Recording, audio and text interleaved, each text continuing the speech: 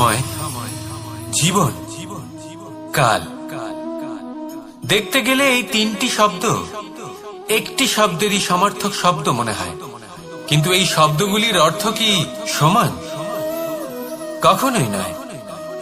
হ্যাঁ, এই সময় চলতে থাকে, জীবন চলতে থাকে, কালচক্র চলতে থাকে। এই সময় কেটে যায়, কিন্তু এই জীবন, একে যাপন করতে হয়। কি বলেন? এই জীবনে কিছু করুন বা কিছু না করুন, জীবন এমনি কেটে যাবে, আপনি জানতেও পারবেন না। কিন্তু সেটা আমাদের উদ্দেশ্য নয়, একে যাপন করতে হবে। এই জীবনে প্রেরণা পেতে শিখুন, প্রেরণা দিতে শিখুন, আহ্বান গ্রহণ করতে শিখুন, আহ্বান জানাতে শিখুন, মহান কাজ করতে শিখুন, ধন্যাত্মক বোধ জাগিয়ে তুলুন। জীবন অতিবাহিত করার অর্থ কি তা আপনি শিখে যাবেন। কারণ সময় কেটে যায়, সমস্ত যুগ কেটে যায়, কিন্তু জীবনের রীতি জীবন কাটিয়ে দেওয়া নয়, জীবন যাপন করা। এই জীবন সম্পূর্ণরূপে অনুভব করতে হবে, নতুন পথ বানাতে হবে। এবারে যদি এই জীবন বাঁচার সময় একবার ভেবে দেখুন, যদি মনে প্রেম থাকে, সদ্ভাবনা থাকে, তাহলে কি হবে?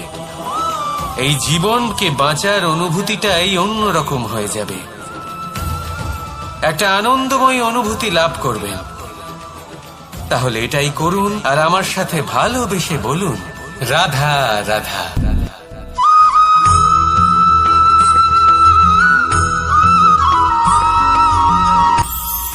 এটা হলো ধান গাছ। এর থেকে যে চাল উৎপন্ন হয় তা মানুষ গ্রহণ করেন। আর এটা কি? এ হলো জংলি ঘাস। একবার ভেবে দেখুন, যদি এই জংলি ঘাস ধান গাছের আশেপাশে থাকে তাহলে কি হবে? ধান উৎপন্ন হতে পারবে? তা উৎকৃষ্ট হতে পারবে? আমরা কি তা গ্রহণ করতে পারবো? কখনোই নয়। এই জংলি ঘাস ধানকে নষ্ট করে দেবে, কিন্তু নিজে জীবিত থাকবে। এটাই হলো আজকের শিক্ষা।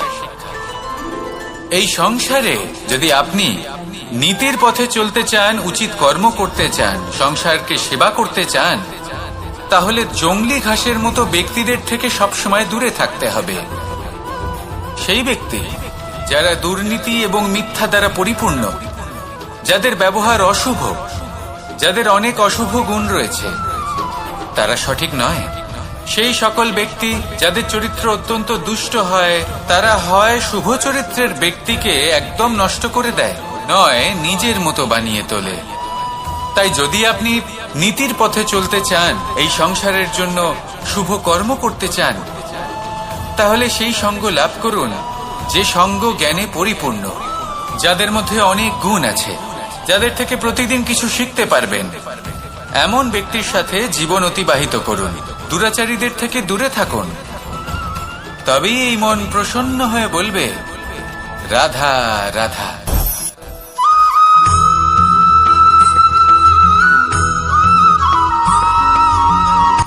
সূচের শেষে একটি ছিদ্র থাকে, যার দ্বারা আমরা এই সুতো পরাতে পারি, আর তারপর সূচের সাহায্যে এই সুতো দিয়ে বস্ত্র সেলাই করা যায়। কিন্তু যদি সুতোটা সোজা করে ধরা না হয়, তাহলে সূচে কখনো এই সুতো পরানোই সম্ভব নয়। যদি এতে কোনো গিঁট পড়ে, তখন তা কখনোই এই ছিদ্র দ্বারা প্রবেশ করা সম্ভব নয়। ঠিক এইভাবেই যদি আপনি কারোর জীবনে প্রবেশ করতে চান, কারোর অন্তরে প্রবেশ করতে চান, তাহলে আপনাকেও সহজ থাকতে হবে। এতে কোনো গিঁট থাকলে চলবে না, অর্থাৎ মনে যাতে কোনো মালিন্য না থাকে, যেন কোনো কুচিন্তা না থাকে। যদি এসব থাকে, তাহলে আপনি কখনো কারোর জীবনে প্রবেশ করতে পারবেন না। আর যদি কোনোভাবে আপনি প্রবেশ করেও যান, তাহলে তার মনে ঘর করতে পারবেন না। নিজেকে এই সুতোর মতন করে তুলুন, সহজ। মনে যেন কোনো কুচিন্তা না থাকে, সবার প্রতি যেন সদ্ভাবনা থাকে, শুভ চিন্তা থাকে। এমনটা করতে থাকুন। এমন একটা দিন আসবে যেদিন এই সমস্ত সংসারের ব্যক্তির মনে আপনি বাস করবেন, আর তখন এই মন প্রসন্ন হয়ে বলবে, রাধা রাধা।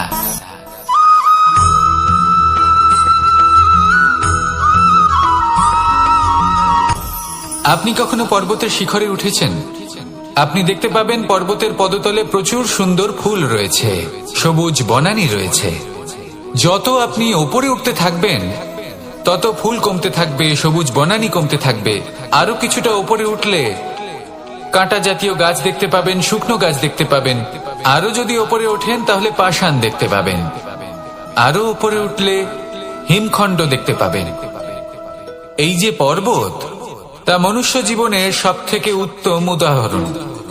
মানুষ যখন সাফল্যের শিখরে পৌঁছতে চান, মহানুভবতার শিখরে পৌঁছতে চান, পথে যত আস্তে আস্তে উপরে উঠতে থাকেন ততই ভৌতিক বস্তু তার থেকে বিচ্ছিন্ন হতে থাকে। যদি তিনি সেই ভৌতিক বস্তুগুলি ত্যাগ না করতে পারেন তাহলে কখনোই সেই স্থানে পৌঁছতে পারবেন না। আর মানুষ যদি উচিত ত্যাগ করতে পারেন, পথে অগ্রসর হতে থাকেন, এগোতে থাকেন, তাহলে একদিন না একদিন তিনি মহানুভবতার, জ্ঞানের, সাফল্যের হিমের স্বাদ অবশ্যই লাভ করবেন। মনে রাখবেন, মানব জীবনের ত্যাগ হলো অত্যন্ত গুরুত্বপূর্ণ অংশ। আসুন আমার সাথে ভালোবেসে বলুন, রাধা রাধা।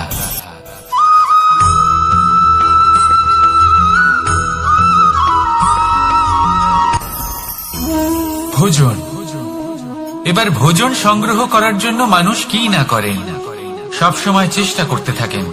ফসল উৎপাদনের জন্য অনেক পরিশ্রম করতে থাকেন, কিন্তু অনেক সময় অনেক পরিশ্রম করার পরেও ফসল ভালো উৎপাদন হয় না। এর কারণ কি? কারণ হলো এটাই যে আপনি পরিশ্রম হয়তো অনেক করেছেন, কিন্তু আপনার নজর তো সেই বীজের দিকে ছিলই না যা আপনি রোপণ করেছেন। সেই জন্য সব সময় কোনো বীজ রোপণ করার আগে তাকে পরখ করে দেখুন, তা অত্যন্ত আবশ্যক। আর সেইভাবেই যখনই কোনো কর্মের প্রশ্ন আসে, তাহলে সেখানে শুধুমাত্র পরিশ্রম যথেষ্ট নয়। সেই কাজের প্রতি আপনার কর্তব্য কি, আপনার উদ্দেশ্য কি, সেটা জানা হলো অত্যন্ত গুরুত্বপূর্ণ। তাই কর্ম করুন, কিন্তু সেই কর্মের প্রতি আপনার যা উদ্দেশ্য তার মাহাত্ম্য বুঝতে চেষ্টা করুন।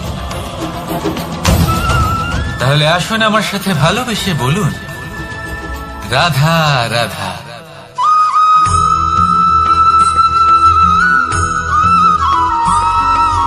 বসন্ত ঋতু, এই সময় মন আনন্দে ভরে থাকে। এমন মনে হয় যেন আমরা আকাশে বিচরণ করতে চলে যাই, কিন্তু সেটা তো সম্ভব নয়। সেই জন্য হয়তো আমরা ঘুড়ি ওড়াই, এই ঘুড়িকে নিজেদের প্রতিরূপ মনে করে। এবার অনেক মানুষ আছেন যারা ঘুড়ি ওড়ান, কিন্তু এই কর্মের সারমর্ম কি সেটা কজন বুঝতে পারেন? আপনি এটা মনে করুন যে আপনি হলেন সেই ঘুড়ি, আর এই সুতো যিনি ধরে রয়েছেন তিনি হলেন পরমাত্মা। আর এই সুতো যেখান থেকে শুরু হয়, সেই লাটাই হলো আমাদের কর্মচক্র। এবার আপনি নিজেই অনুমান করুন যে এই উড়ান কার ওপর নির্ভরশীল, পরমাত্মার ওপর আর আপনার কর্মের ওপর। যদি পরমাত্মা আপনার হাত ধরে থাকেন, আপনার সাথে থাকেন, যদি আপনি শুভ কর্ম করতে থাকেন, আপনি এই আকাশে উড়তে থাকবেন। কিন্তু কোথাও যদি পরমাত্মার সাথে এই বন্ধন ছিন্ন হয়, আপনার কর্মচক্র খারাপ হয়ে যায় বা থেমে যায়, তাহলে আপনার এই ঘুড়ি কেটে যাবে আর দূরে কোনো গাছের ডালে গিয়ে আটকে যাবে। তাই শুধুমাত্র ঘুড়ি ওড়াবেন না, তার থেকে শিখুন, পরমাত্মার সাহচর্যে থাকুন, সবসময় শুভ কর্ম করতে থাকুন আর সবসময় এই আকাশে উড়তে থাকুন। আসুন আর আমার সাথে ভালোবেসে বলুন, রাধা।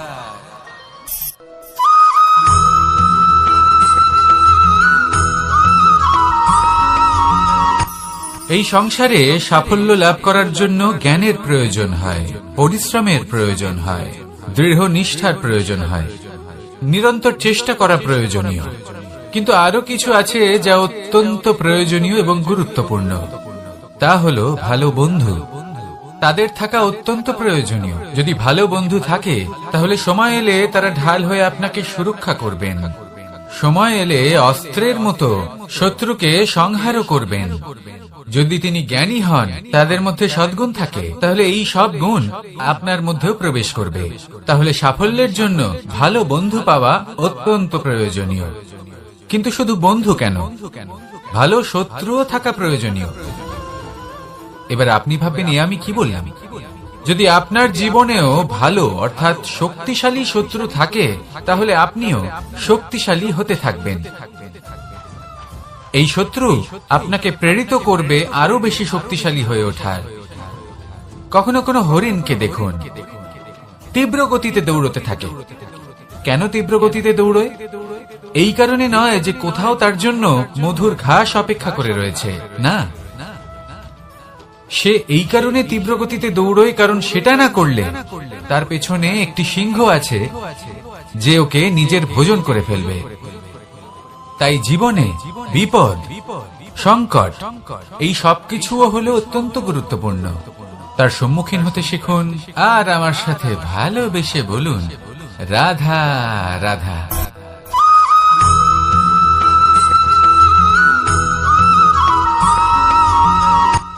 শুধু ওনাদের কঠোর ব্যবহার দেখলে আমরা একটু ভয় পেয়ে যাই। এবার ওনাদের এই কঠোর ব্যবহার আমাদের ভালো না লাগলেও অত্যন্ত আবশ্যক, কারণ মাতার থেকে আমরা যে শক্তি লাভ করি তা যেন নিয়ন্ত্রণ হারিয়ে বিধ্বংসী না হয়ে ওঠে। আমরা যেন কোনো কুপথে না চলে যাই, আমরা কখনো যেন দোষ না করে ফেলি। শুধু সেই জন্য পিতা এবং গুরু একটু কঠোর হয়ে ওঠেন, এবং ওনাদের এই কঠোর আচরণ ভবিষ্যতে গিয়ে আমরা অবশ্যই বুঝতে পারি। জীবনে কিছু বছর আমরা এগিয়ে যাই আর তারপর আমরা বুঝতে পারি যে বাবা এবং গুরু আমাদের যথেষ্ট ভালোবাসতেন, কিন্তু ওনাদের ভালোবাসার বহিঃপ্রকাশ আলাদা। প্রয়োজনীয় হলো এটা দেখার, এটা বোঝার যে শুরু থেকে আমাদের প্রতি ওনাদের আচরণ কেমন ছিল। ওনাদের কঠোর হওয়ার পেছনে ওনাদের ভালোবাসাটা বোঝার চেষ্টা করুন, ওনাদের চিন্তাটা বোঝার চেষ্টা করুন, ওনাদের পথপ্রদর্শনের আড়ালে আপনার ভবিষ্যতের জন্য যে পরিকল্পনা ওনারা করেছেন সেটা বোঝার চেষ্টা করুন। তখন আপনারা বুঝতে পারবেন ওনাদের ভালোবাসাকে। আপনার মনের মধ্যে আপনা থেকেই ওনাদের প্রতি সম্মান জেগে উঠবে। নিজের পিতা এবং নিজের গুরু এই দুজনের প্রতি কৃতজ্ঞতা প্রকাশ করুন আর আমার সাথে ভালোবেসে বলুন, রাধা রাধা।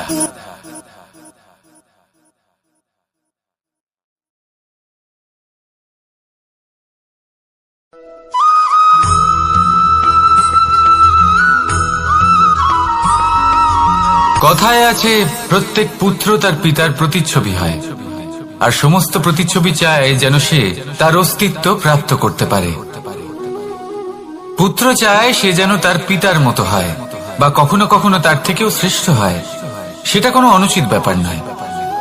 অনুচিত তখন হয় যখন পুত্র নিজের পিতার মতো হবার স্বপ্ন পূরণ করতে গিয়ে বা তার থেকেও শ্রেষ্ঠ হওয়ার স্বপ্ন পূরণে অনুচিত পথের আশ্রয় নেয়। কারণ তারপরে সে তার পিতার গুণগুলি আত্মসাৎ করতে চায় না। সে শুধুই এটা চায় যে সংসারের চোখে যেন আমি শ্রেষ্ঠ প্রমাণিত হই। এটা অনুচিত। সংসারে এমন অনেক মানুষ আছেন যারা এই কারণে শ্রেষ্ঠ হবার চেষ্টা করেন যাতে তার পরিবারের, তার পিতার সম্মান বৃদ্ধি পায়। এমনও মানুষ থাকেন, আর এটাই হলো পার্থক্য উদ্দেশ্যের। মনে রাখবেন, যদি আপনার উদ্দেশ্য শুভ হয় তাহলে পথও শুভ হবে, যদি আপনার উদ্দেশ্য অশুভ হয় তাহলে পথও অশুভ হবে। তাহলে নিজের পিতার মতো হবার চেষ্টা অবশ্যই করুন, তার থেকেও শ্রেষ্ঠ হওয়ার চেষ্টা অবশ্যই করুন, কিন্তু মনে রাখবেন আপনার সংকল্প আর আপনার উদ্দেশ্য এই দুই শুভ হওয়া উচিত। তাহলে আসুন আর আমার সাথে ভালোবেসে বলুন, রাধা রাধা।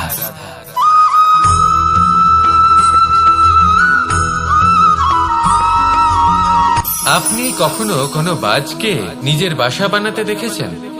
এই বাজ যখনই কোনো বাসা বানায় তখন উঁচু গাছের ডালে বা কোনো পর্বতের শিখরে বাসা বানায়, অনেক উচ্চতায়, আর সেখানে তার সন্তানও জন্মগ্রহণ করে।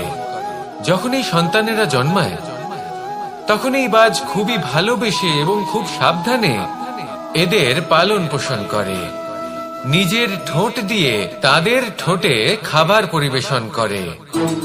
কিন্তু যেই সেই সন্তানেরা হৃষ্টপুষ্ট হয়ে যায় এবং সেই কথা বাজ নিজে বুঝতে পেরে যায়, সেই বাজ নিজেই সেই বাসা ছিন্ন ভিন্ন করে দেয়।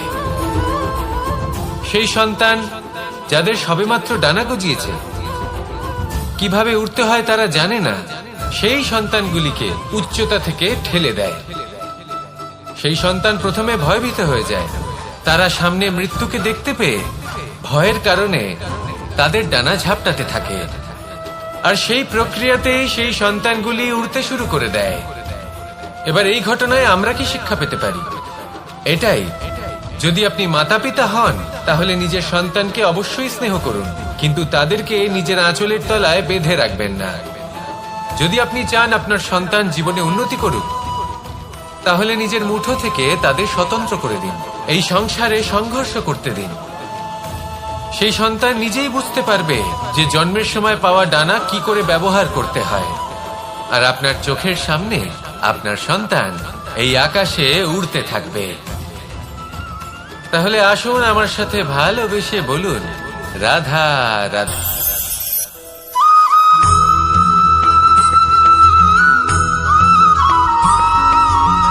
পঞ্চতত্ত্বের মধ্যে দ্বিতীয় তত্ত্ব হল ধরণী, ভূমি, যাকে আমরা ধরণী মাতা বলি। এই ধরণী ধৈর্য ধারণ করে, আর এর ওপরেই আমাদের সমগ্র সংসার নির্ভরশীল। কারণ এই ভূমি সহ্য ক্ষমতা রাখে, এর সহ্য ক্ষমতা হল অপরিসীম। সন্তান যতই আঘাত প্রদান করুক না কেন, প্রেম পূর্বক সহ্য করে, আর তার বদলে অমূল্য রত্ন প্রদান করে। সন্তান যদি হাল চালায়, তাহলে তার বদলে তাকে অন্ন প্রদান করে। এটাই হলো ধরণী। এবার এর থেকে আমরা কি শিক্ষা পেতে পারি? এটাই যে কারোর জন্য কিছু করা বা কাউকে কিছু দেওয়া মনে কোনো কামনা ছাড়াই। আর এই কথাটা বুঝে যান, যদি কারোর জন্য কামনা না রেখে বা কোনো পাওয়ার আশা না রেখে কারোর জন্য কিছু করেন বা কারোকে কিছু দেন, যদি এটা আপনি শিখতে পারেন, তবে আপনি ভালোবাসতে শিখে গেছেন। আর সেই জন্যই এই ধরিত্রীকে মাতা বলা হয়। কারণ মাতা শুধু উনি নন যিনি গর্ভে সন্তানকে ধারণ করেন, মাতা তো উনিও যিনি জীবন বাঁচতে শেখান, যিনি জীবন বাঁচার উদাহরণ প্রদান করেন। তাহলে ধরণীর থেকে এই নিঃস্বার্থ ভাব শিখুন, নিঃস্বার্থ ভালোবাসা শিখুন, আর এই ভালোবাসার সাথেই বলুন, রাধা রাধা।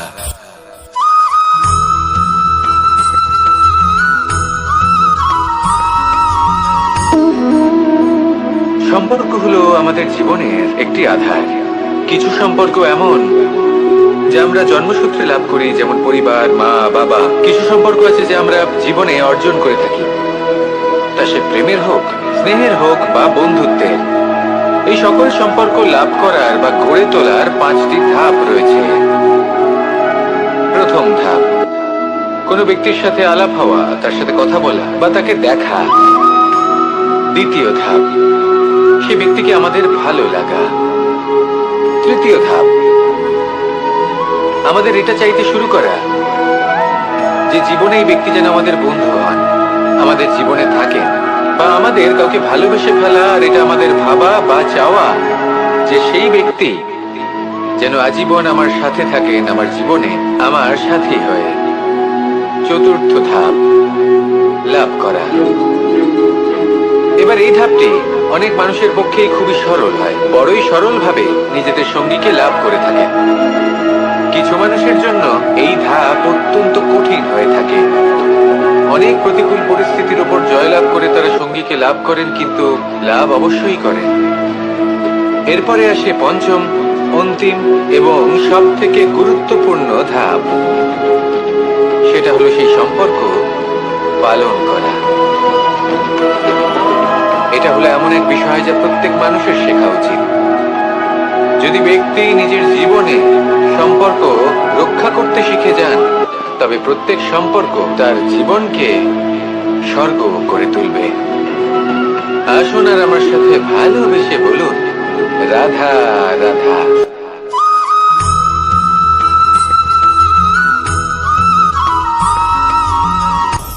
আপনি কখনো পর্বতের শিখরে উঠেছেন? আপনি দেখতে পাবেন পর্বতের পদতলে প্রচুর সুন্দর ফুল রয়েছে, সবুজ বনানী রয়েছে। যত আপনি ওপরে উঠতে থাকবেন তত ফুল কমতে থাকবে, সবুজ বনানী কমতে থাকবে। আরো কিছুটা ওপরে উঠলে কাঁটা জাতীয় গাছ দেখতে পাবেন, শুকনো গাছ দেখতে পাবেন। আরো যদি ওপরে ওঠেন তাহলে পাষাণ দেখতে পাবেন। আরো ওপরে উঠলে হিমখণ্ড দেখতে পাবেন। এই যে পর্বত, তা মনুষ্য জীবনের সব থেকে উত্তম উদাহরণ। মানুষ যখন সাফল্যের শিখরে পৌঁছতে চান, মহানুভবতার শিখরে পৌঁছতে চান, পথে যত আস্তে আস্তে উপরে উঠতে থাকেন, ততই ভৌতিক বস্তু তার থেকে বিচ্ছিন্ন হতে থাকে। যদি তিনি সেই ভৌতিক বস্তুগুলি ত্যাগ না করতে পারেন, তাহলে কখনোই সেই স্থানে পৌঁছতে পারবেন না। আর মানুষ যদি উচিত ত্যাগ করতে পারেন, পথে অগ্রসর হতে থাকেন, এগোতে থাকেন, তাহলে একদিন না একদিন তিনি মহানুভবতার, জ্ঞানের, সাফল্যের হিমের স্বাদ অবশ্যই লাভ করবেন। মনে রাখবেন, মানব জীবনে ত্যাগ হলো অত্যন্ত গুরুত্বপূর্ণ অংশ। আসুন আমার সাথে ভালোবেসে বলুন, রাধা রাধা।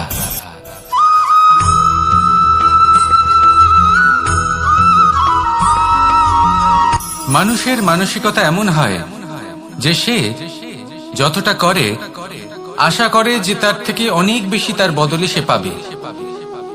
দেখুন, সবকিছুই আপনার ভাবনা চিন্তার উপর নির্ভর করছে। আপনি যদি ফলের বিষয়ে ভেবে কর্ম করতে থাকেন, তাহলে সেটা অনুচিত।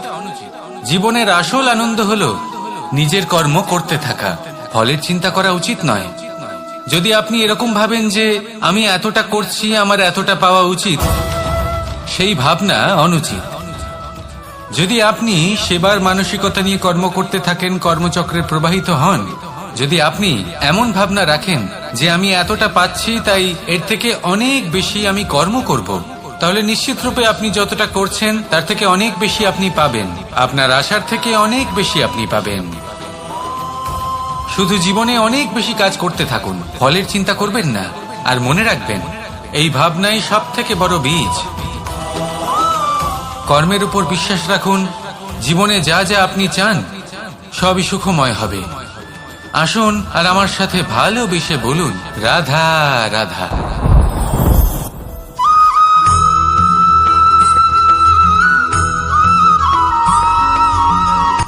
সূচের শেষে একটি ছিদ্র থাকে, যার দ্বারা আমরা এই সুতো পরাতে পারি। আর তারপর সূচের সাহায্যে এই সুতো দিয়ে বস্ত্র সেলাই করা যায়। কিন্তু যদি সুতোটা সোজা করে ধরা না হয়, তাহলে সূচে কখনো এই সুতো পরানোই সম্ভব নয়।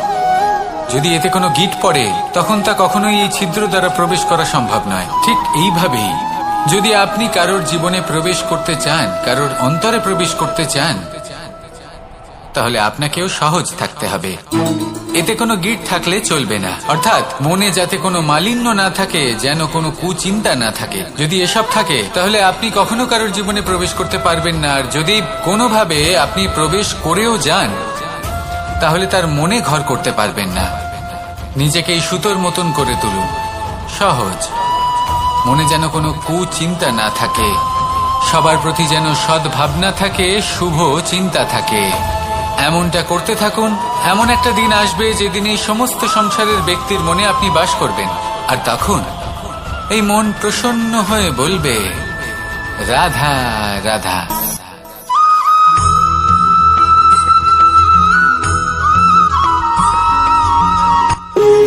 যখন মানুষের মৃত্যু হয়, তখন কি হয়? অনেক সংখ্যক মানুষ শোক পালন করতে চলে আসেন। যে ব্যক্তি মৃত্যু লাভ করেছেন, তার অনেক বস্তু থাকে যেগুলো তার প্রিয়, যেগুলো তিনি ব্যবহার করেছেন। তার শয্যা, তার বস্ত্র, তার আভূষণ, সবকিছু তার থেকে বিচ্ছিন্ন করা হয় এবং খালি হাতে তাকে শ্মশানের উদ্দেশ্যে রওনা করা হয়। আমি আপনাকে এই প্রশ্ন করতে চাই, আপনি এই সংসারে কি অর্জন করেছেন? ধন সম্পত্তি, বস্ত্র, আভূষণ, এই সবকিছু যে আপনি অর্জন করেছেন, আপনার মৃত্যুর পরে তা আপনার থেকে দূর হয়ে যাবে। এর উত্তর হলো একটাই, আপনার কর্ম। শুধু সেটাই আছে যা একান্ত আপনার, আর শুধু সেটাই এই সংসার থেকে চলে যাওয়ার পরেও সংসারেই জীবিত থাকবে। যদি আপনি দুষ্কর্ম করেন, তাহলে এই সংসার আপনাকে একটি অনুচিত উদাহরণ হিসেবে মনে রাখবে যে এই ব্যক্তি খুব পাপী ছিল, অনুচিত কর্ম করতেন। যে পথে তিনি চলেছেন সেই পথে কারোর চলা উচিত নয়। সেখানেই যদি আপনি সৎকর্ম করেন, তাহলে সংসার চিরকাল এটাই বলবে যে খুব ভালো মানুষ ছিলেন, সবাইকে ভালোবাসতেন, সবাইকে সাহায্য করতেন, আমার খুব প্রিয় মানুষ ছিলেন। এটাই হলো শ্রেষ্ঠ কর্ম। সেই জন্য জীবনে শুধুমাত্র ধন সম্পত্তি আভূষণ এই সব অর্জন করতে গিয়ে নিজের মনোনিবেশ করবেন না। শ্রেষ্ঠ কর্ম করুন। সংসার থেকে চলে যাওয়ার পরেও এই কর্মই এই সংসারে আপনাকে জীবিত রাখবে। আসুন আমার সাথে ভালোবেসে বলুন, রাধা রাধা।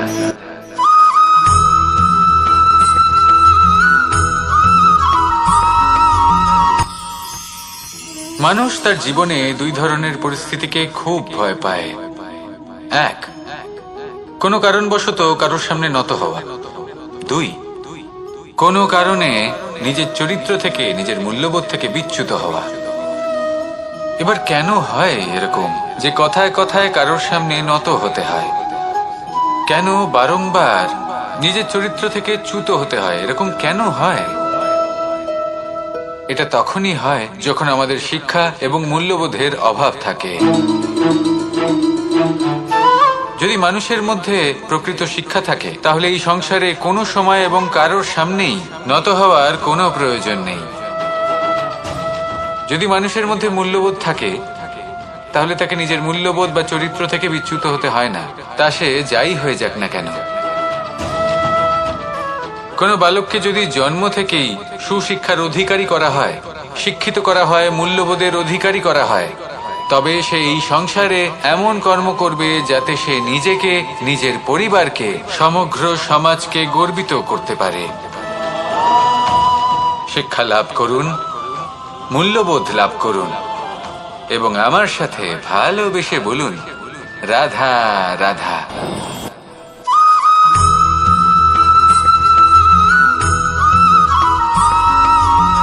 কথায় আছে যে এমন কোনো অক্ষর নেই যার দ্বারা কোনো মন্ত্র হয় না, এমন কোনো বনস্পতি নেই যা নিজেই একটা ঔষধি নয়, পৃথিবীর এমন কোনো ব্যক্তি নেই যার মধ্যে কোনো যোগ্যতা থাকে না। শুধু প্রয়োজন হলো যে ব্যক্তিকে আমরা খুঁজে চলেছি তাকে সঠিকভাবে চিনে নেওয়া। যদি তার যোগ্যতা, তার বিশেষত্ব আমরা বুঝতেই না পারি, তাহলে আর লাভ কি রইল? এই সংসারে এমন অনেক ব্যক্তি রয়েছেন যারা ছোট ছোট অসফলতার কারণে আপনাকে এটা বলে দেবে যে আপনি কোনো কাজের নন, আপনি হলেন মূর্খ, আপনি কিছুই করতে পারবেন না। এইসব কথায় কখনোই বিশ্বাস করবেন না, কারণ আপনি এবং প্রত্যেকটি জীব এই পরমাত্মা এবং এই প্রকৃতির সৃষ্টি, যা অত্যন্ত বিশেষ। যদি আপনাকে উদাহরণ দিই, তাহলে একদিকে আছে তরোয়াল, একটা বড় লম্বা তরোয়াল, যার দ্বারা যুদ্ধ করা যায়, জয়লাভ করা যায়। আর অন্যদিকে রয়েছে একটা ছোট্ট সূচ, কিন্তু যে কাজ একটা ছোট্ট সূচ করতে পারে তা একটা তরোয়াল দ্বারা সম্ভব নয়। এর অর্থ হলো এটাই যে প্রত্যেকটা রচনা অত্যন্ত অমূল্য এবং অত্যন্ত বিশেষ হয়। তাহলে বিশ্বাস রাখুন যে আপনি অত্যন্ত বিশেষ একজন, আর প্রেমের সাথে বলুন, রাধা রাধা।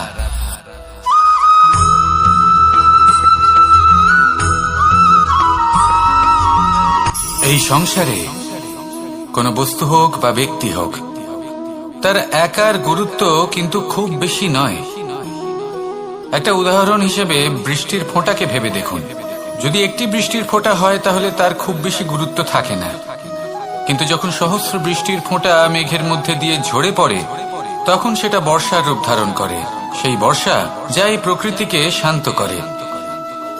সেইভাবেই পাথরের ছোট টুকরো তার খুব বেশি গুরুত্ব থাকে না, কিন্তু যখন অসংখ্য পাথরের টুকরো একত্রিত হয় তখন তা পর্বতের আকার ধারণ করে। সেইভাবেই কিছু মানুষ যখন একত্রিত হন তখন তৈরি হয় পরিবার, কিছু পরিবার যখন একত্রিত হয় তখন তৈরি হয় সমাজ, যখন অনেক সংখ্যক সমাজ একত্রিত হয় তখন তৈরি হয় রাজ্য। এবার এই রাজ্যের সব থেকে গুরুত্বপূর্ণ ব্যক্তি হতে পারেন রাজা, কিন্তু তাও সেই রাজা একা কিছু করতে পারেন না। যুদ্ধ লড়ার সময় তারও নিজের সৈন্যদলকে প্রয়োজন পড়ে। কিন্তু এই সংসারে এমন একজন ব্যক্তি আছেন যিনি একাই সব কাজ করতে থাকেন, এবং সেই ব্যক্তি হলেন মা। আমাদের জীবনে একজন পিতার ভূমিকা কিন্তু নিঃসন্দেহে অমূল্য, কিন্তু আমাদের সকলের জীবনে যে ভূমিকা একজন মায়ের তা অন্য কারোর থাকে না। একজন মা একাই সন্তানকে বড় করতে পারেন, সংস্কারী করে তুলতে পারেন, তার জন্য পরিশ্রম করেন, আর এত কিছু কাজ করার পরেও তার কাজের জন্য তিনি প্রশংসা অবশ্য পান না। উল্টে যদি সেই সন্তান অনুচিত পথে চালিত হয়, অনুচিত কর্ম করে, তখন সেই মাকেই অপবাদের পাত্র হয়ে উঠতে হয়। আমাদের জীবনে মায়ের যোগদান কতটা সেটা বুঝুন। আপনাকে বড় করে তোলার জন্য উনি কতটা পরিশ্রম করেছেন সেটা বুঝুন। আজ থেকে, এখন থেকে, এই মুহূর্ত থেকে মাকে সম্মান করতে শিখুন। যখন সময় পাবেন, যখন সুযোগ হবে, তখন তার প্রশংসা করুন, ওনারও ভালো লাগবে।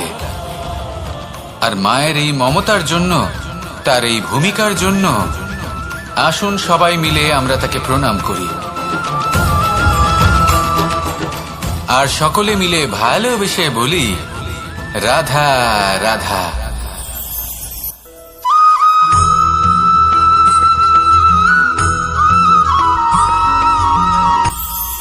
এটা হলো ধান গাছ।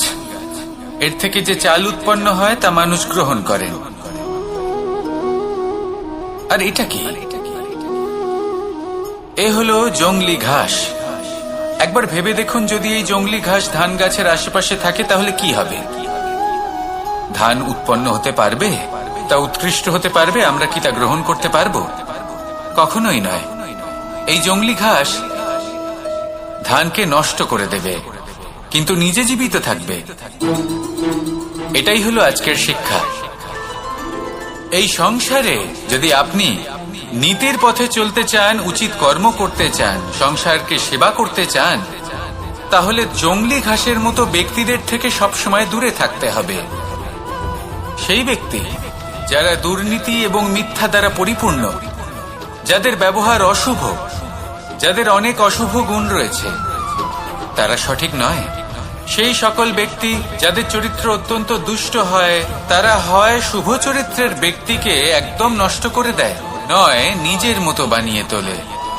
তাই যদি আপনি নীতির পথে চলতে চান, এই সংসারের জন্য শুভ কর্ম করতে চান, তাহলে সেই সঙ্গ লাভ করুন যে সঙ্গ জ্ঞানে পরিপূর্ণ, যাদের মধ্যে অনেক গুণ আছে, যাদের থেকে প্রতিদিন কিছু শিখতে পারবেন।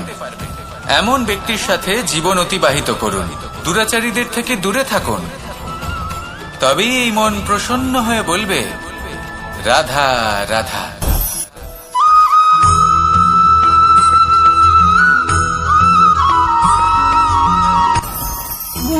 ভোজন। এবার ভোজন সংগ্রহ করার জন্য মানুষ কি না করেন, সবসময় চেষ্টা করতে থাকেন। ফসল উৎপাদনের জন্য অনেক পরিশ্রম করতে থাকেন, কিন্তু অনেক সময় অনেক পরিশ্রম করার পরেও ফসল ভালো উৎপাদন হয় না। এর কারণ কি? কারণ হলো এটাই যে আপনি পরিশ্রম হয়তো অনেক করেছেন, কিন্তু আপনার নজর তো সেই বীজের দিকে ছিলই না যা আপনি রোপণ করেছেন। সেই জন্য সব সময় কোনো বীজ রোপণ করার আগে তাকে পরখ করে দেখুন, তা অত্যন্ত আবশ্যক। আর সেইভাবেই যখনই কোনো কর্মের প্রশ্ন আসে, তাহলে সেখানে শুধুমাত্র পরিশ্রম যথেষ্ট নয়। সেই কাজের প্রতি আপনার কর্তব্য কি, আপনার উদ্দেশ্য কি, সেটা জানা হলো অত্যন্ত গুরুত্বপূর্ণ। তাই কর্ম করুন, কিন্তু সেই কর্মের প্রতি আপনার যা উদ্দেশ্য তার মাহাত্ম্য বুঝতে চেষ্টা করুন। তাহলে আসুন আমার সাথে ভালোবেসে বলুন, রাধা রাধা।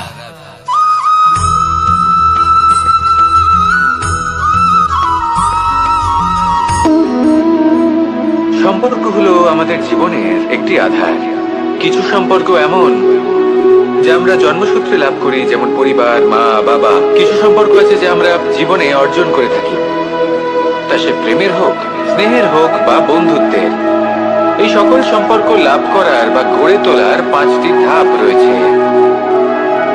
প্রথম ধাপ, কোনো ব্যক্তির সাথে আলাপ হওয়া, তার সাথে কথা বলা বা তাকে দেখা। দ্বিতীয় ধাপ, সে ব্যক্তিকে আমাদের ভালো লাগা। তৃতীয় ধাপ, আমাদের এটা চাইতে শুরু করা যে জীবনে এই ব্যক্তি যেন আমাদের বন্ধু হন, আমাদের জীবনে থাকেন, বা আমাদের কাউকে ভালোবেসে ফেলা আর এটা আমাদের ভাবা বা চাওয়া যে সেই ব্যক্তি যেন আজীবন আমার সাথে থাকেন, আমার জীবনে আমার সাথী হয়ে। চতুর্থ ধাপ, লাভ করা। এবার এই ধাপটি অনেক মানুষের পক্ষেই খুবই সরল হয়, বড়ই সরল ভাবে নিজেদের সঙ্গীকে লাভ করে থাকেন। কিছু মানুষের জন্য এই ধাপ অত্যন্ত কঠিন হয়ে থাকে। অনেক প্রতিকূল পরিস্থিতির উপর জয়লাভ করে তারা সঙ্গীকে লাভ করেন, কিন্তু লাভ অবশ্যই করেন। এরপরে আসে পঞ্চম, অন্তিম এবং সব থেকে গুরুত্বপূর্ণ ধাপ। সেটা হলো সেই সম্পর্ক পালন করা। এটা হলো এমন এক বিষয় যা প্রত্যেক মানুষের শেখা উচিত। যদি ব্যক্তি নিজের জীবনে সম্পর্ক রক্ষা করতে শিখে যান, তবে প্রত্যেক সম্পর্ক তার জীবনকে স্বর্গ করে তুলবে। আসুন আর আমার সাথে ভালোবেসে বলুন, রাধা রাধা।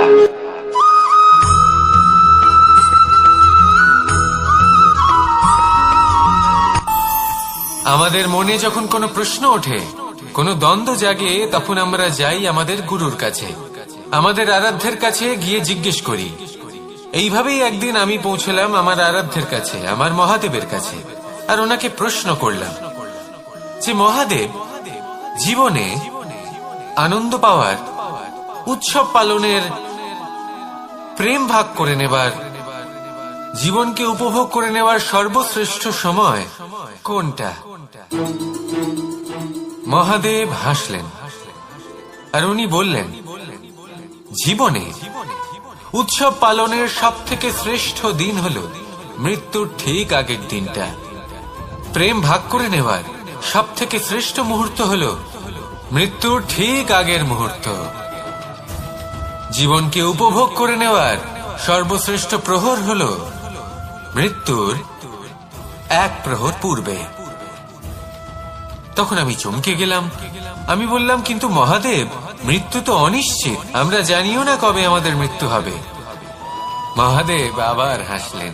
উনি বললেন যে যদি আমরা এভাবে জীবন কাটাই যে আমরা জীবনের প্রত্যেক দিন, প্রত্যেক মুহূর্ত, প্রত্যেক প্রহর শেষ বলে মনে করি, তাহলে আমাদের সমস্ত জীবন আনন্দের সাথেই অতিবাহিত হবে। কি বলেন?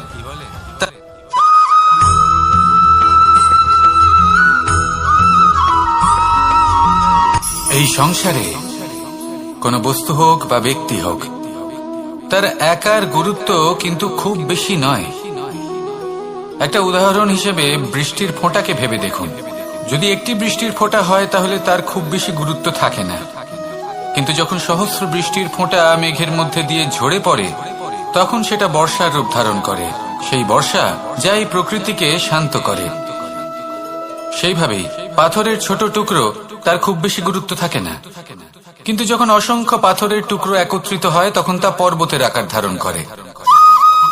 সেইভাবেই কিছু মানুষ যখন একত্রিত হন তখন তৈরি হয় পরিবার, কিছু পরিবার যখন একত্রিত হয় তখন তৈরি হয় সমাজ, যখন অনেক সংখ্যক সমাজ একত্রিত হয় তখন তৈরি হয় রাজ্য। এবার এই রাজ্যের সব থেকে গুরুত্বপূর্ণ ব্যক্তি হতে পারেন রাজা, কিন্তু তাও সেই রাজা একা কিছু করতে পারেন না। যুদ্ধ লড়ার সময় তারও নিজের সৈন্যদলকে প্রয়োজন পড়ে। কিন্তু এই সংসারে এমন একজন ব্যক্তি আছেন যিনি একাই সব কাজ করতে থাকেন। এবং সেই ব্যক্তি হলেন মা। আমাদের জীবনে একজন পিতার ভূমিকা কিন্তু নিঃসন্দেহে অমূল্য, কিন্তু আমাদের সকলের জীবনে যে ভূমিকা একজন মায়ের তা অন্য কারোর থাকে না। একজন মা একাই সন্তানকে বড় করতে পারেন, সংস্কারী করে তুলতে পারেন, তার জন্য পরিশ্রম করেন। আর এত কিছু কাজ করার পরেও তার কাজের জন্য তিনি প্রশংসা অবশ্য পান না। উল্টে যদি সেই সন্তান অনুচিত পথে চালিত হয়, অনুচিত কর্ম করে, তখন সেই মাকেই অপবাদের পাত্র হয়ে উঠতে হয়। আমাদের জীবনে মায়ের যোগদান কতটা সেটা বুঝুন। আপনাকে বড় করে তোলার জন্য উনি কতটা পরিশ্রম করেছেন সেটা বুঝুন। আজ থেকে, এখন থেকে, এই মুহূর্ত থেকে মাকে সম্মান করতে শিখুন। যখন সময় পাবেন, যখন সুযোগ হবে, তখন তার প্রশংসা করুন, ওনারও ভালো লাগবে।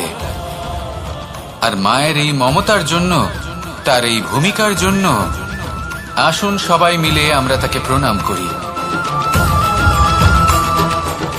আর সকলে মিলে ভালোবেসে বলি, রাধা রাধা।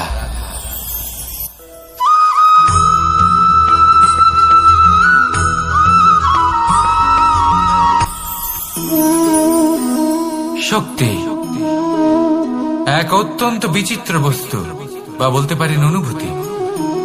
পিতা সবসময় চান যেন তিনি তার শক্তি পুত্রকে। আসুন আপনাকে সহজে বোঝাই। যদি আপনি সুপাত্র হন আর আপনাকে শক্তি দেওয়া হয়, তাহলে আপনি সেই শক্তির গুরুত্ব বুঝবেন, কোথায় সেই শক্তি প্রয়োগ করা উচিত সেটা বুঝবেন। আর এটা যেহেতু অর্জন করা শক্তি হবে, সেই শক্তির অপব্যবহার হবে না। কিন্তু যদি এই আপনি কুপাত্র হন আর যদি আপনাকে এই শক্তি দেওয়া হয়, তাহলে কি হবে? দেখতে গেলে এই শক্তি আপনি দান হিসেবে পেয়েছেন, তাই না আপনি এই শক্তির গুরুত্ব বুঝবেন, আর না এর প্রয়োগ আপনি জানবেন। তার অপব্যবহার হওয়া সুনিশ্চিত। তাই যদি আপনি কোনো শক্তি অর্জন করতে চান, তাহলে আগে তার যোগ্য হয়ে উঠুন, পুত্র নয় পাত্র হয়ে উঠুন। আর আমার সাথে ভালোবেসে বলুন, রাধা রাধা।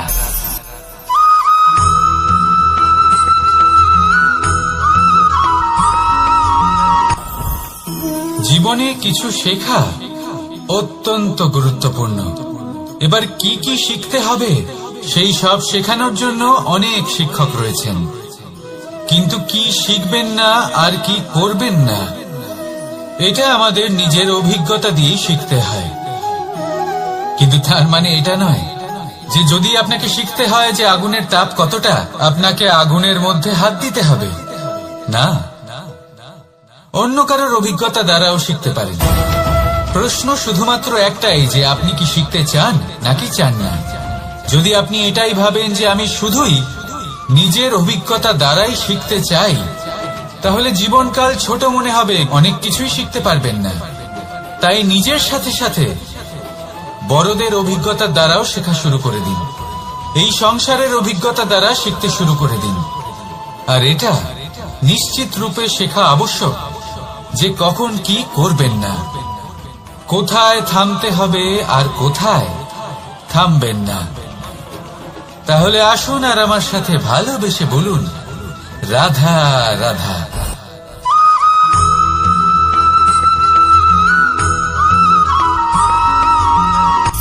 সূচের শেষে একটি ছিদ্র থাকে যার দ্বারা আমরা এই সুতো পরাতে পারি, আর তারপর সূচের সাহায্যে এই সুতো দিয়ে বস্ত্র সেলাই করা যায়। কিন্তু যদি সুতোটা সোজা করে ধরা না হয়, তাহলে সূচে কখনো এই সুতো পরানোই সম্ভব নয়। যদি এতে কোনো গিঁট পড়ে, তখন তা কখনোই এই ছিদ্র দ্বারা প্রবেশ করা সম্ভব নয়। ঠিক এইভাবেই যদি আপনি কারোর জীবনে প্রবেশ করতে চান, কারোর অন্তরে প্রবেশ করতে চান, তাহলে আপনাকেও সহজ থাকতে হবে। এতে কোনো গিঁট থাকলে চলবে না, অর্থাৎ মনে যাতে কোনো মালিন্য না থাকে, যেন কোনো কুচিন্তা না থাকে। যদি এসব থাকে, তাহলে আপনি কখনো কারোর জীবনে প্রবেশ করতে পারবেন না। আর যদি কোনোভাবে আপনি প্রবেশ করেও যান, তাহলে তার মনে ঘর করতে পারবেন না। নিজেকে এই সুতোর মতন করে তুলুন, সহজ, মনে যেন কোনো কুচিন্তা না থাকে। সবার প্রতি যেন সদ্ভাবনা থাকে, শুভ চিন্তা থাকে। এমনটা করতে থাকুন। এমন একটা দিন আসবে যেদিন এই সমস্ত সংসারের ব্যক্তির মনে আপনি বাস করবেন, আর তখন এই মন প্রসন্ন হয়ে বলবে, রাধা রাধা।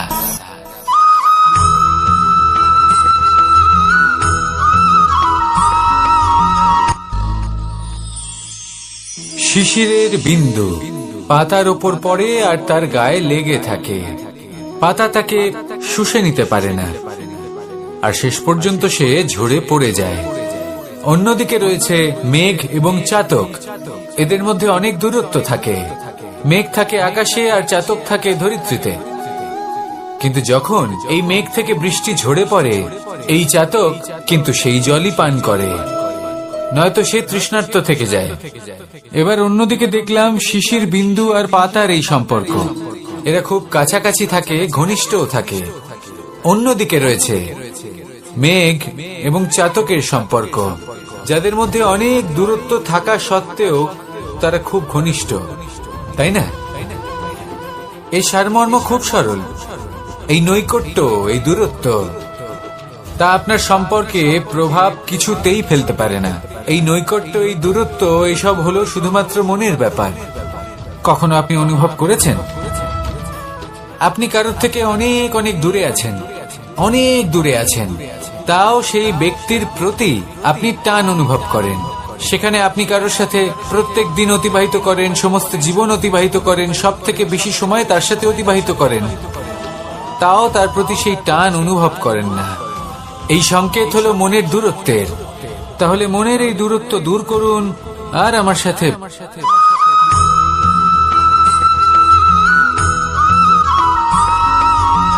এই সংসারে সব থেকে বড় ব্যক্তি কে? আপনি বলবেন, এ কেমন ধরনের প্রশ্ন? কিন্তু এটা হলো সব থেকে উচিত প্রশ্ন। কেউ এর উত্তর দেবে যে সেই মহাপ্রতাপী রাজা, তিনি হলেন সব থেকে বড় ব্যক্তি, সেই বড় রাজনীতিবিদ, তিনিই সব থেকে বড় ব্যক্তি। আমি আপনাকে জানাই যে সংসারের সব থেকে বড় ব্যক্তি হলেন তিনি, যার সাথে দেখা করলে আপনি নিজেকে ছোট মনে করবেন না। কোন ব্যক্তি যিনি সব থেকে বেশি শক্তিশালী, আপনি যদি তার সামনে যান, তাহলে উনি আপনার অন্তরের শক্তিকে বাইরে বের করে আনবে, আপনার অন্তরে লুকিয়ে থাকা শক্তিকে জাগ্রত করতে প্রেরণা প্রদান করবে। তিনি হলেন বড় ব্যক্তি, তিনি হলেন মহান ব্যক্তি। তিনি নন যিনি নিজের বল এবং ঐশ্বর্য দ্বারা আপনাকে তার সামনে ছোট প্রমাণ করবেন। এবং সেই জন্য মহাদেব আমার আরাধ্য হলেন আমার খুব প্রিয়। কারণ রাজা হোক বা ফকির, কেউ যদি ওনার সামনে যান তাহলে সে নিজেকে ছোট মনে করেন না। আপনিও যদি জীবনে অনেক বড় হতে চান, তাহলে কাউকে কখনো নিজেকে ছোট মনে করতে দেবেন না। তার অন্তরে বড় হয়ে ওঠার প্রেরণা প্রদান করুন। আসুন আমার সাথে ভালোবেসে বলুন, রাধা রাধা।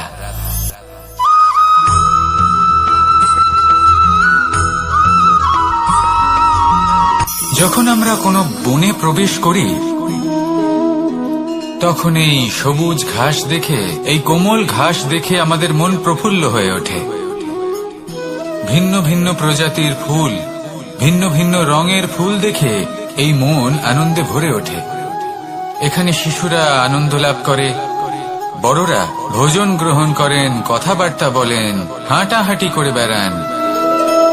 এবার ভেবে দেখুন, যখন এই উপবনের নির্মাণ হয়েছিল, সেই সময় যদি এই মাটিকে সঠিকভাবে খনন না করা হতো, যদি তাতে সঠিকভাবে বীজ রোপণ না করা হতো, যদি কোনো সংঘর্ষ না হতো, পরিশ্রম না করা হতো, যদি চলতে চলতে পায়ে কাঁটা না বিঁধে যেত, তাহলে এই সুন্দর বন দেখে আমরা কি এই আনন্দ লাভ করতে পারতাম? কখনোই নয়। ধরুন কোনো নদীর তটে সুন্দর একটি বন আছে, সেই বনের আনন্দ লাভ করতে গেলে আপনাকে সেই নদী পার করতেই হবে। যদি সুখের নদীর কাছে পৌঁছতে চান, তাহলে তটে যে কাঁটা রয়েছে সেগুলোর সাথে সংঘর্ষ করতেই হবে। এই সংসারে যদি আপনি সুখ লাভ করতে চান, তাহলে সুখ লাভের এই যাত্রা শুরু করতে হবে সংঘর্ষ দ্বারা। তাহলে সংঘর্ষকে স্বাগত জানান, এর পেছনেই সুখ রয়েছে যা আপনার জন্য অপেক্ষা করছে। এবার হাসুন আর আমার সাথে ভালোবেসে বলুন রাধা।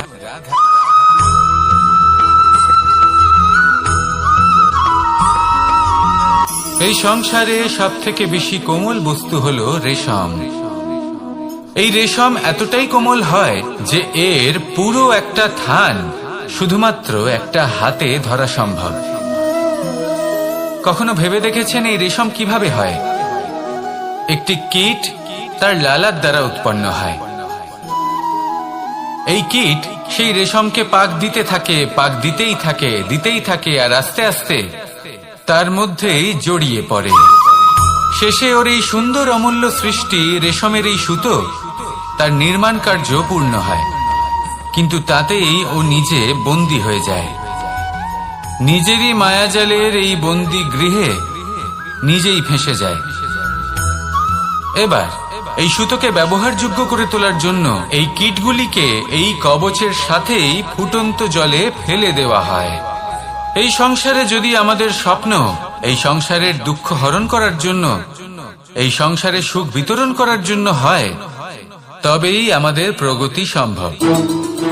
যদি আমাদের এই স্বপ্ন শুধুই আমাদের এবং আমাদের স্বার্থ সিদ্ধির জন্য হয়, তাহলে এই স্বপ্ন আমাদের অন্ধ করে দেবে, আমাদের অন্ধকারের পথে নিয়ে যাবে, আর আমরাও সেই কীটের মতো হয়ে যাব। নিজেদেরই মায়াজালে আমরা নিজেই ফেঁসে যাব, আর শেষে আমরা যদি কিছু লাভ করি তা হবে একাকিত্ব, অন্ধকারময় মৃত্যু। তাই স্বপ্ন অবশ্যই দেখুন, কিন্তু এমন ভাবে স্বপ্ন দেখবেন না যে তার এই বন্দিগৃহে আপনি নিজেই ফেঁসে গেলেন। স্বপ্ন দেখুন পরোপকারে।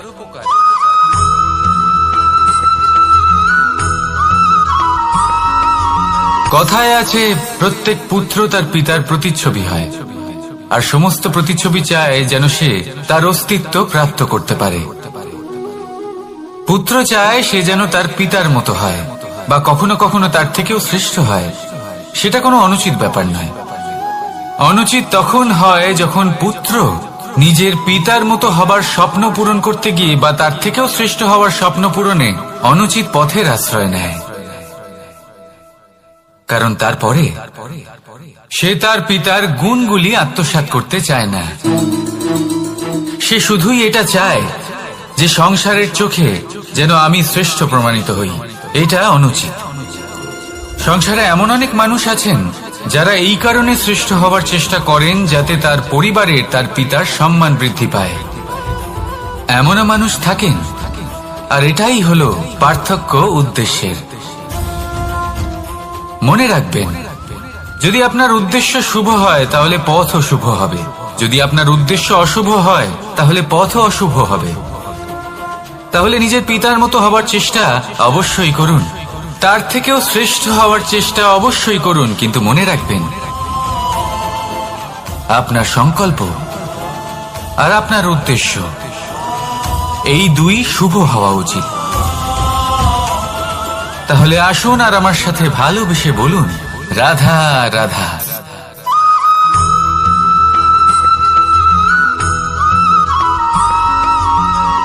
মানুষ ভাবেন যে ধন অর্জন করা হলো অত্যন্ত গুরুত্বপূর্ণ। তিনি আজীবন ধন অর্জন করতে থাকেন, ধন অর্জন করার চেষ্টা করতে থাকেন। সে যাই হয়ে যাক না কেন, পরিশ্রম করতে থাকেন। স্বাস্থ্যের দিকে নজর দেন না, না উচিত সময় খাবার খান, না উচিত সময় ঘুমোতে যান, না পর্যাপ্ত সময় পর্যন্ত ঘুমন, কিছুই না। ধন অর্জন করতেই থাকেন, আর কিছু সময় পরে যখন তিনি অসংখ্য ধন লাভ করে ফেলেন, তখন তার সাথে ওনার শরীরে অনেক রোগ বাসা বাঁধে। এইসব রোগের উপচার করতে করতে সেই সমস্ত ধন যা উনি অর্জন করেছেন তা তিনি ব্যয় করে ফেলেন। শেষ পর্যন্ত কি হয়? আমরা যেভাবে এসেছি ঠিক সেইভাবেই ফিরে যাই, ধন এখানেই থেকে যায়। দেখুন, একটা অত্যন্ত গুরুত্বপূর্ণ কথা রয়েছে যে আপনার বোঝা উচিত। এই যে ধন, তার ব্যবহার করুন জীবনকে আরো ভালো করে তোলার জন্য। ধনের সদ্ব্যবহার করা উচিত, এমন যেন না হয় এই ধন আপনাকে ভোগ করে ফেলে। এই জীবনকে নিশ্চিত রূপে আরো শ্রেষ্ঠ করে তুলুন, কিন্তু এই ধন অর্জন করার এই প্রক্রিয়াতে নিজের সারা জীবনকে নষ্ট করে ফেলবেন না। এই জীবন উপভোগ করতে শিখুন আর আমার সাথে ভালোবেসে বলুন, রাধা রাধা।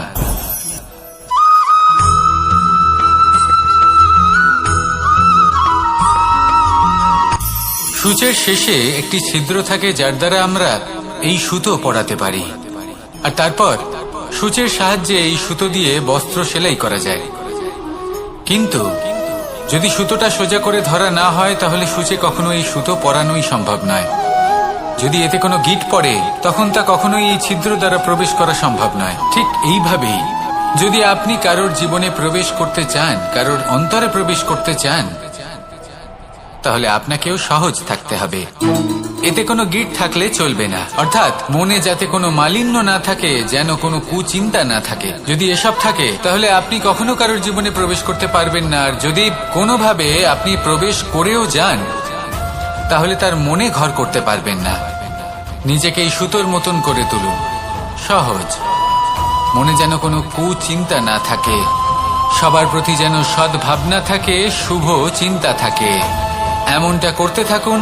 এমন একটা দিন আসবে যেদিন এই সমস্ত সংসারের ব্যক্তির মনে আপনি বাস করবেন, আর তখন এই মন প্রসন্ন হয়ে বলবে, রাধা রাধা।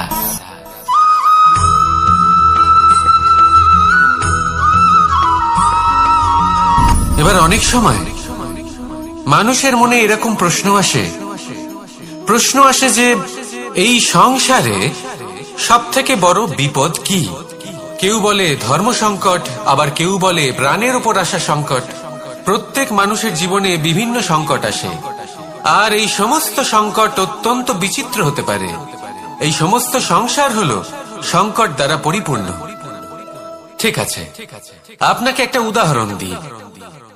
একজন ধনী ব্যক্তি, এবার ওনার জীবনে সংকট কি হতে পারে? সংকট এটাই যে কেউ তার সম্পত্তি চুরি না করে নেয়, আমরা বুঝতে পারছি। এবার একজন চোর, তার জীবনে সংকট কি হতে পারে? যে চুরি করার সময় সে যদি তার একটা কাশি চাপতে না পারে, তাহলে সে ধরা পড়ে যেতে পারে, ঠিক কিনা? আবার অনেক সময় এমনও হয় যে যার জন্য আমি সংকট, সেও আমার কাছে সংকট। যেমন এই পরিস্থিতিতে দেখুন, সংকট হলো সংকট, এ তো জীবনে থাকবে, কিন্তু এর সম্মুখীন কিভাবে হওয়া যায়? খুব সরল। সব এটার উপর নির্ভর করে, মনের উপর। এই মনকে নিয়ন্ত্রণ করলে সব ঠিক থাকবে। এবার যদি ধনী ব্যক্তি মনকে নিয়ন্ত্রণ করে ফেলেন, নিজের অর্থের ব্যবহার শুভ কাজের জন্য, সমাজের সেবার জন্য বিকাশ করতে করেন, ওই অর্থকে একত্রিত করে না রাখেন, তাহলে চুরির সমস্যা, এই সংকট সেখানেই কেটে যাবে। এবার যদি কথা বলি সেই চোরের, তাহলে চোর যদি নিজের মনকে সংযত করে নেয়, যদি নিজের কর্মকে নিয়ন্ত্রণ করতে পারে, তাহলে এমন কোনো স্বর নেই যা ওকে ধরা পড়তে বাধ্য করবে। সেই জন্য জীবনে সংকট যতই আসুক, যত বড়ই সংকট আসুক না কেন, কবচ হলো একটাই, আর এই কবচের নাম হলো আত্মনিয়ন্ত্রণ। নিজের মনকে নিয়ন্ত্রণে রাখতে শিখুন। এটা নিজের জীবনে প্রয়োগ করে তো দেখুন। যদি আপনি করতে পারেন, তবে আপনি দেখবেন যে সংকট তো জীবনে আসা যাওয়া করে, কিন্তু সেই সংকটগুলির সম্মুখীন আপনি এইভাবে করতে পারবেন। তাহলে সেটাই করুন, আর আমার সাথে ভালোবেসে বলুন, রাধা রাধা।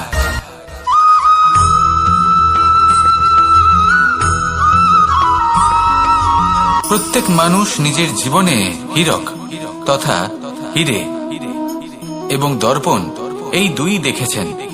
এই দুই হলো সাদা, এবং এরা দুজনেই আলোর প্রতিফলন ঘটায়, এবং এরা দুজনেই উজ্জ্বল হয়ে ওঠে। আপনি হয়তো মনে মনে ভাবছেন যে এটা কি ধরনের তুলনা করছি।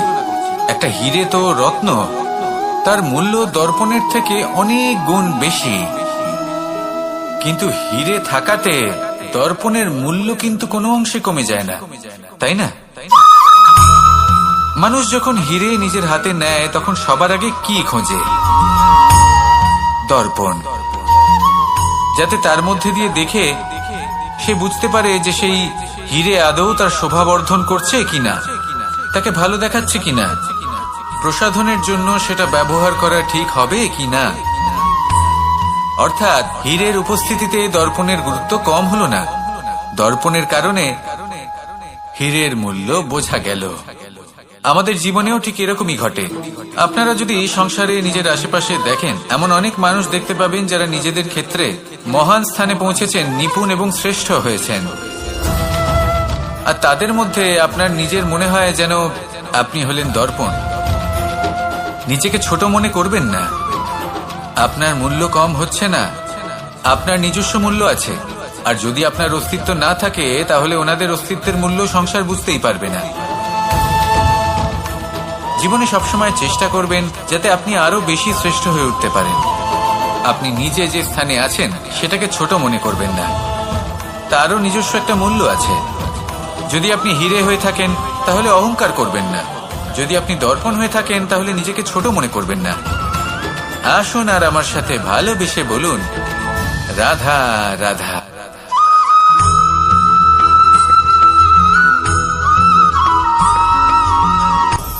আপনি কখনো পর্বতের শিখরে উঠেছেন? আপনি দেখতে পাবেন পর্বতের পদতলে প্রচুর সুন্দর ফুল রয়েছে, সবুজ বনানী রয়েছে। যত আপনি ওপরে উঠতে থাকবেন তত ফুল কমতে থাকবে, সবুজ বনানী কমতে থাকবে। আরো কিছুটা ওপরে উঠলে কাঁটা জাতীয় গাছ দেখতে পাবেন, শুকনো গাছ দেখতে পাবেন। আরো যদি ওপরে ওঠেন তাহলে পাষাণ দেখতে পাবেন। আরো ওপরে উঠলে হিমখণ্ড দেখতে পাবেন। এই যে পর্বত, তা মনুষ্য জীবনের সব থেকে উত্তম উদাহরণ। মানুষ যখন সাফল্যের শিখরে পৌঁছতে চান, মহানুভবতার শিখরে পৌঁছতে চান, পথে যত আস্তে আস্তে উপরে উঠতে থাকেন ততই ভৌতিক বস্তু তার থেকে বিচ্ছিন্ন হতে থাকে। যদি তিনি সেই ভৌতিক বস্তুগুলি ত্যাগ না করতে পারেন তাহলে কখনোই সেই স্থানে পৌঁছতে পারবেন না। আর মানুষ যদি উচিত ত্যাগ করতে পারেন, পথে অগ্রসর হতে থাকেন, এগোতে থাকেন, তাহলে একদিন না একদিন তিনি মহানুভবতার, জ্ঞানের, সাফল্যের হিমের স্বাদ অবশ্যই লাভ করবেন। মনে রাখবেন, মানব জীবনে ত্যাগ হলো অত্যন্ত গুরুত্বপূর্ণ অংশ। আসুন আমার সাথে ভালোবেসে বলুন, রাধা রাধা।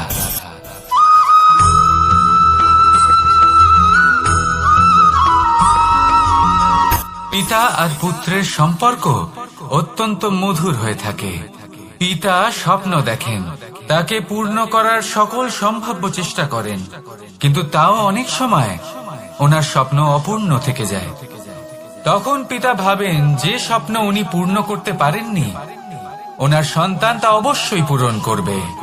যে স্থানে উনি কখনো পৌঁছতে পারেননি, সেই স্থানে ওনার পুত্র অবশ্যই পৌঁছবে। পিতা নিজের সন্তানের ভবিষ্যৎ নিয়ে সেই স্বপ্ন দেখেন, আর যখন সেই সন্তান সামনে এগোতে থাকে তখন তার দুঃখ হয় না, বরং গর্ব হয়। ওনার ভালো লাগে এটা দেখে যে ওনার সন্তান অনেক উন্নতি করছে। কিন্তু যখন সন্তান নিজের অভিভাবকের শক্তি দেখে, তার যশ দেখে হিংসা করতে থাকে, সমস্যা সেইখানেই শুরু হয়। সেই জন্য সকল সন্তানকে এটা মনে রাখতে হবে, দেখুন, পুত্র হবার সুবাদে, এক সন্তান হবার সুবাদে এটা হলো আপনার অধিকার যে আপনি আপনার পিতার থেকে বেশি উন্নতি করবেন। আপনার পিতাও এটাই চান, কিন্তু সুস্থভাবে এটা করুন। একটা রেখা টেনে নিন যাতে আপনি তাতে এগোতে পারেন আর আপনার পিতার তাতে গর্ববোধ হয়, আর সেই বিষয়ে দুঃখ না হয় যে আমার সন্তান আমাকেই ছোট করার চেষ্টা করছে।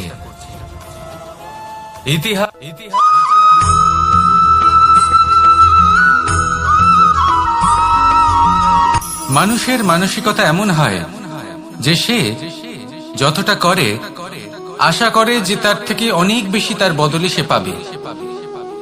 দেখুন, সবকিছুই আপনার ভাবনা চিন্তার উপর নির্ভর করছে। আপনি যদি ফলের বিষয়ে ভেবে কর্ম করতে থাকেন তাহলে সেটা অনুচিত। জীবনের আসল আনন্দ হলো নিজের কর্ম করতে থাকা, ফলের চিন্তা করা উচিত নয়। যদি আপনি এরকম ভাবেন যে আমি এতটা করছি, আমার এতটা পাওয়া উচিত, সেই ভাবনা অনুচিত। যদি আপনি সেবার মানসিকতা নিয়ে কর্ম করতে থাকেন, কর্মচক্রে প্রবাহিত হন, যদি আপনি এমন ভাবনা রাখেন যে আমি এতটা পাচ্ছি তাই এর থেকে অনেক বেশি আমি কর্ম করব, তাহলে নিশ্চিত রূপে আপনি যতটা করছেন তার থেকে অনেক বেশি আপনি পাবেন, আপনার আশার থেকে অনেক বেশি আপনি পাবেন। শুধু জীবনে অনেক বেশি কাজ করতে থাকুন, ফলের চিন্তা করবেন না। আর মনে রাখবেন, এই ভাবনাই সব থেকে বড় বীজ। কর্মের উপর বিশ্বাস রাখুন, জীবনে যা যা আপনি চান সবই সুখময় হবে। আসুন আর আমার সাথে ভালোবেসে বলুন, রাধা রাধা।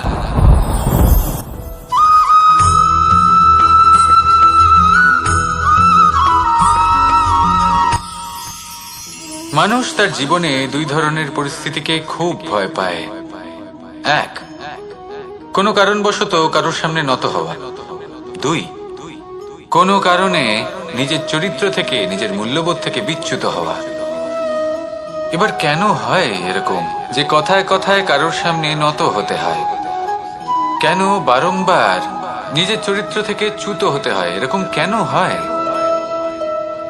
এটা তখনই হয় যখন আমাদের শিক্ষা এবং মূল্যবোধের অভাব থাকে। যদি মানুষের মধ্যে প্রকৃত শিক্ষা থাকে তাহলে এই সংসারে কোনো সময় এবং কারোর সামনেই নত হওয়ার কোনো প্রয়োজন নেই। যদি মানুষের মধ্যে মূল্যবোধ থাকে তাহলে তাকে নিজের মূল্যবোধ বা চরিত্র থেকে বিচ্যুত হতে হয় না, তা সে যাই হয়ে যাক না কেন। কোনো বালককে যদি জন্ম থেকেই সুশিক্ষার অধিকারী করা হয়, শিক্ষিত করা হয়, মূল্যবোধের অধিকারী করা হয়, তবে সে এই সংসারে এমন কর্ম করবে যাতে সে নিজেকে, নিজের পরিবারকে, সমগ্র সমাজকে গর্বিত করতে পারে। শিক্ষা লাভ করুন, মূল্যবোধ লাভ করুন এবং আমার সাথে ভালোবেসে বলুন, রাধা রাধা।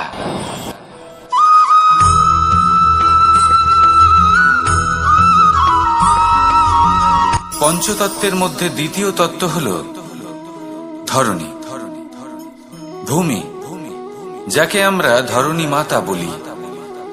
এই ধরণী ধৈর্য ধারণ করে, আর এর ওপরেই আমাদের সমগ্র সংসার নির্ভরশীল। কারণ এই ভূমি সহ্য ক্ষমতা রাখে, এর সহ্য ক্ষমতা হল অপরিসীম। সন্তান যতই আঘাত প্রদান করুক না কেন প্রেম পূর্বক সহ্য করে, আর তার বদলে অমূল্য রত্ন প্রদান করে। সন্তান যদি হাল চালায় তাহলে তার বদলে তাকে অন্ন প্রদান করে। এটাই হলো ধরণী। এবার এর থেকে আমরা কি শিক্ষা পেতে পারি? এটাই যে কারোর জন্য কিছু করা বা কাউকে কিছু দেওয়া মনে কোনো কামনা ছাড়াই। আর এই কথাটা বুঝে যান, যদি কারোর জন্য কামনা না রেখে বা কোনো পাওয়ার আশা না রেখে কারোর জন্য কিছু করেন বা কারোকে কিছু দেন, যদি এটা আপনি শিখতে পারেন তবে আপনি ভালোবাসতে শিখে গেছেন। আর সেই জন্যই এই ধরিত্রীকে মাতা বলা হয়। কারণ মাতা শুধু উনি নন যিনি গর্ভে সন্তানকে ধারণ করেন, মাতা তো উনিও যিনি জীবন বাঁচতে শেখান, যিনি জীবন বাঁচার উদাহরণ প্রদান করেন। তাহলে ধরণীর থেকে এই নিঃস্বার্থ ভাব শিখুন, নিঃস্বার্থ ভালোবাসা শিখুন, আর এই ভালোবাসার সাথেই বলুন, রাধা রাধা।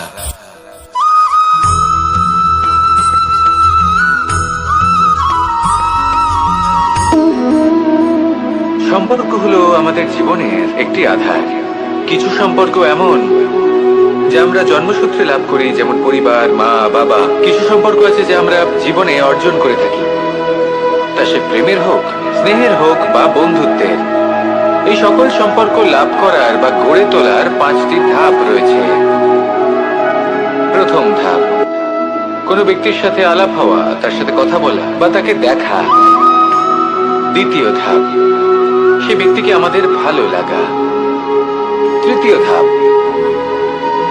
আমাদের এটা চাইতে শুরু করা যে জীবনে এই ব্যক্তি যেন আমাদের বন্ধু হন, আমাদের জীবনে থাকেন, বা আমাদের কাউকে ভালোবেসে ফেলা। আর এটা আমাদের ভাবা বা চাওয়া যে সেই ব্যক্তি যেন আজীবন আমার সাথে থাকেন, আমার জীবনে আমার সাথী হয়ে। চতুর্থ ধাপ, লাভ করা। এবার এই ধাপটি অনেক মানুষের পক্ষেই খুবই সরল হয়, বড়ই সরল ভাবে নিজেদের সঙ্গীকে লাভ করে থাকে। কিছু মানুষের জন্য এই ধাপ অত্যন্ত কঠিন হয়ে থাকে। অনেক প্রতিকূল পরিস্থিতির উপর জয়লাভ করে তারা সঙ্গীকে লাভ করেন, কিন্তু লাভ অবশ্যই করেন।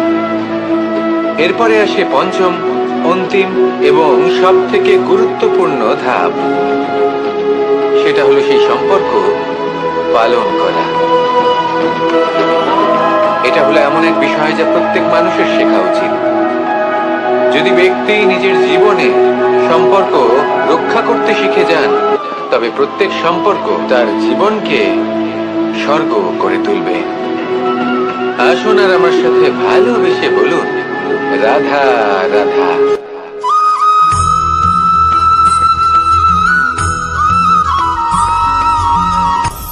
আপনি কখনো পর্বতের শিখরে উঠেছেন?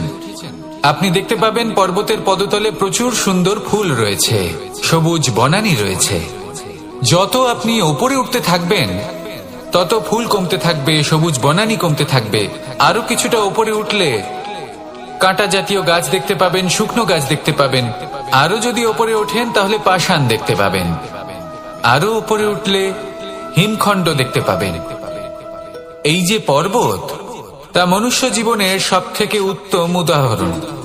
মানুষ যখন সাফল্যের শিখরে পৌঁছতে চান, মহানুভবতার শিখরে পৌঁছতে চান, পথে যত আস্তে আস্তে উপরে উঠতে থাকেন, ততই ভৌতিক বস্তু তার থেকে বিচ্ছিন্ন হতে থাকে।